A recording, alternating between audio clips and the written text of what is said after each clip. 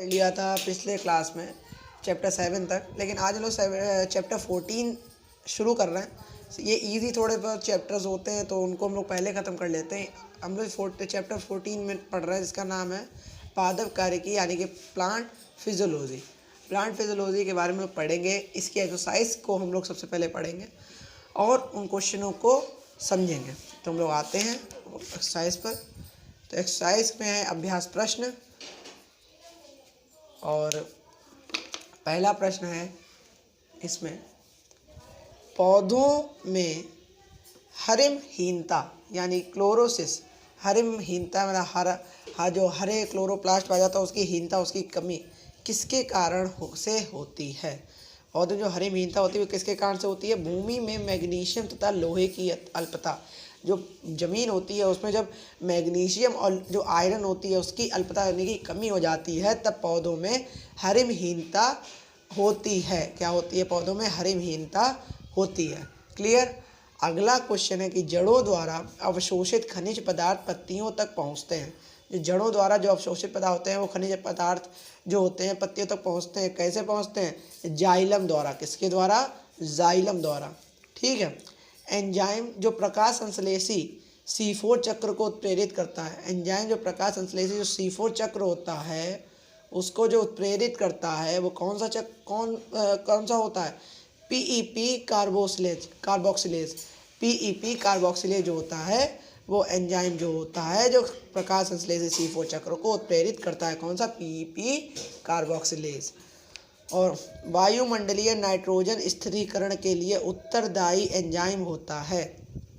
वायुमंडलीय जो नाइट्रोजन स्थिरीकरण के लिए उत्तरदायी एंजाइम होता है नाइट्रोजिनेज। कौन सा, नाइट्रोजिनेज होता है।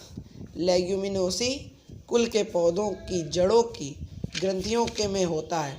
जो लेग्यूमिनेसी होता है, नोसी होता है, कुल के जो पौधों की जड़ होती है उनकी ग्रंथियों में होता है। क्या होता है, नाइट्रोजन स्थिरीकारक जीवाणु। जो नाइट्रोजन स्थिरीकारक जीवाणु होता है वो लेग्यूमिनोसी जो कुल के पौधे होते हैं उनकी जड़ों की ग्रंथियों में होता है।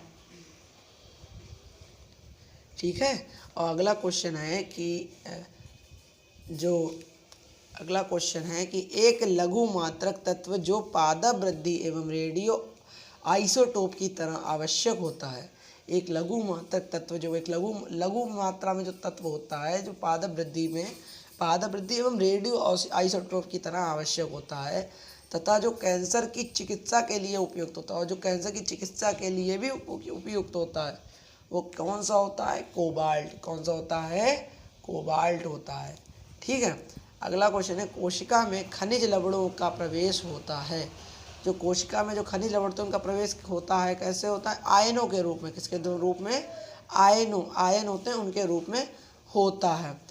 फसली पौधे किस रूप में कार्बन प्राप्त करते हैं। जो फसली पौधे होते हैं वो किस रूप में कार्बन प्राप्त करते हैं, कार्बन डाइऑक्साइड के। तो कार्बन डाइऑक्साइड होता है उसके रूप में पौधे जो हैं फसली पौधे कार्बन प्राप्त करते हैं।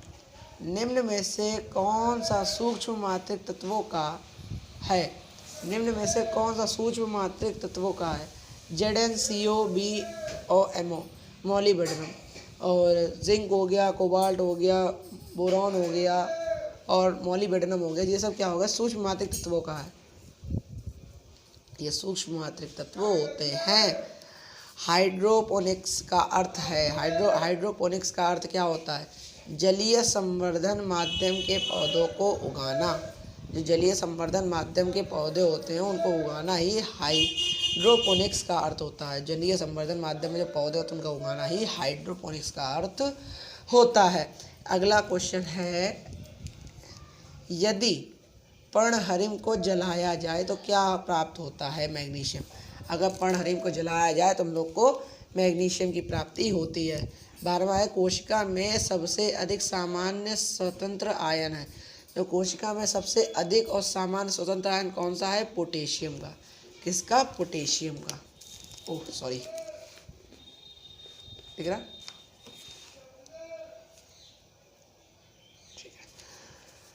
13 है, किसकी कमी से पूर्व परिपक्व पतझड़ होता है। अब कह रहे हैं कि किसकी कमी है, किसकी कमी होती है जिसकी वजह से अगला क्वेश्चन है कि जो किसकी कमी से पूर्व परिपक्व पतझड़ होता है, तो वो नाइट्रोजन की कमी से होता है।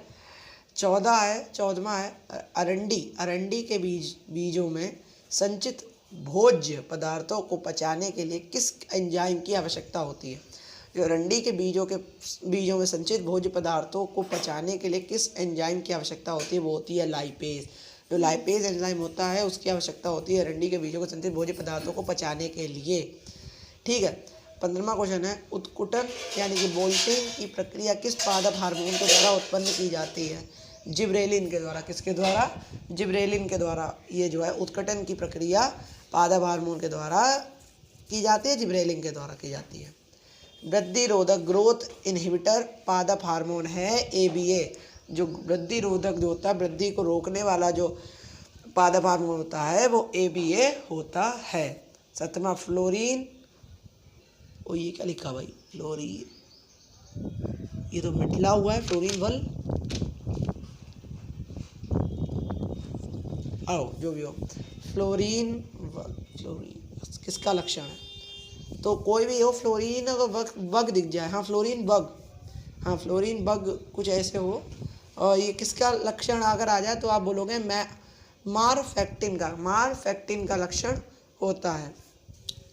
प्राकृतिक वृद्धि नियामक नेचुरल ग्रोथ रेगुलेटर है। किसका है? इथाइलिन का। किसका? इथाइलिन का। प्राकृतिक वृद्धि नियामक नेचुरल ग्रोथ रेगुलेटर है इथाइलिन का।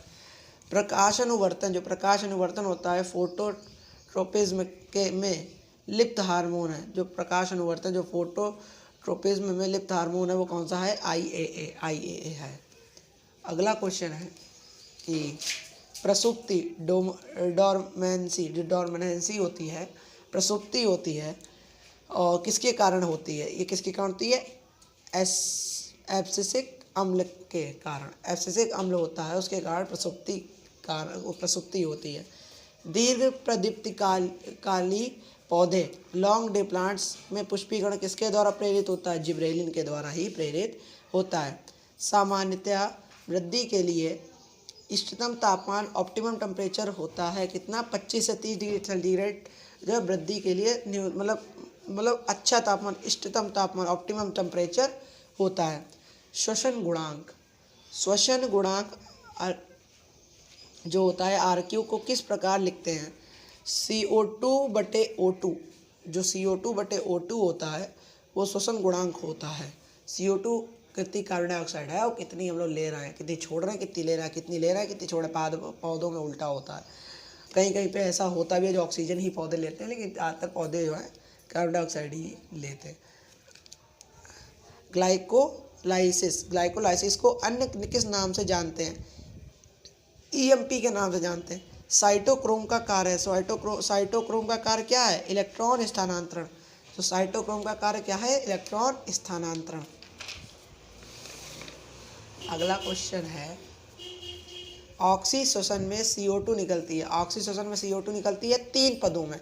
जो ऑक्सीश्वसन होता है उसमें CO2 3 पदों में निकलती है। 27वां क्वेश्चन है लंबी अवधि तक अनाक्सी श्वसन हो सकता है बीज में। जो बीज में होता है लंबी अवधि तक अनाक्सी श्वसन हो सकता है। ठीक है।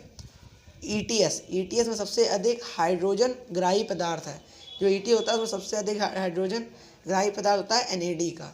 जो NAD होता है ETS में सबसे अधिक हाइड्रोजन ग्राही पदार्थ होता है।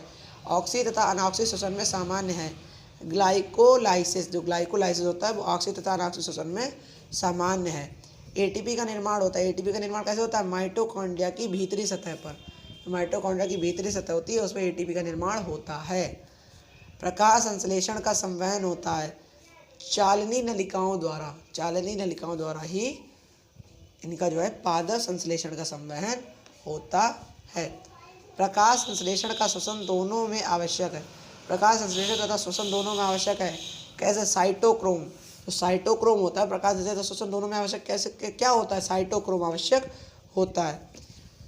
निम्न में से सीयू पौधा कौन सा है? मक्के का। जो सीयू पौधा होता है वो मक्के का पौधा होता है।